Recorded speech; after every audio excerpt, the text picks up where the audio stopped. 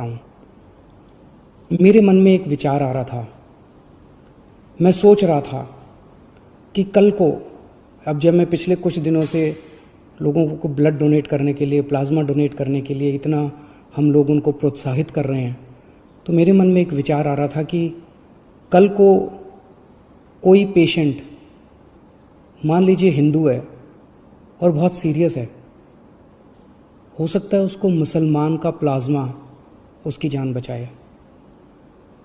मान लीजिए कोई पेशेंट मुसलमान है, बहुत सीरियस है, हो सकता है किसी हिंदू का प्लाज्मा, हिंदू के शरीर का प्लाज्मा उसकी जान बचाए। भगवान ने जब धरती बनाई थी तो उसने तो इंसान बनाए थे। हर इंसान की 2 आँखें हैं, एक जैसा शरीर है, लाल रंग का खून है, उसी किस्म का प्लाज्मा है। भगवान ने तो हमारे बीच में कोई दीवार पैदा नहीं की। भगवान ने तो किसी किस्म के ये धर्म वो धर्म, हमारे बीच में किसी किस्म की खाई पैदा नहीं की। ये तो सब हम ही लोगों ने की हुई है। कोरोना होता है तो सबको होता है ना। कोरोना तो हिंदू को भी होता है, कोरोना तो मुसलमान को भी होता है।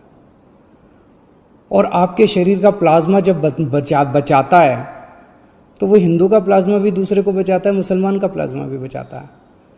हिंदू का प्लाज्मा मुसलमान को भी बचाता है, मुसलमान का प्लाज्मा हिंदू को भी बचाता है। तो फिर ये दीवारें हम लोगों ने आपस में क्यों पैदा की हुई हैं? कम से कम ये कोरोना की बीमारी से हम ये सीख तो ले सकते हैं। अगर हमारे देश के सब लोग, हिंदू, मुसलमान, सिख, ईसाई, जैन, बौद्ध, हम सब मिलके एक साथ काम करेंगे, प्यार और मोहब्बत से काम करेंगे, तो ये देश को कोई नहीं हरा सकता। इस देश के सामने पूरी दुनिया को झुकना पड़ेगा। हमारा देश इतना अच्छा है। और अगर हम बट गए, आपस में लड़ते रहे, तो फिर कोई उम्मीद नहीं बचती है।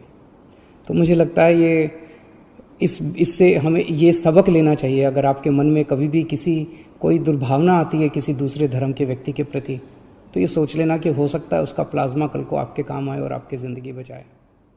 Thank you.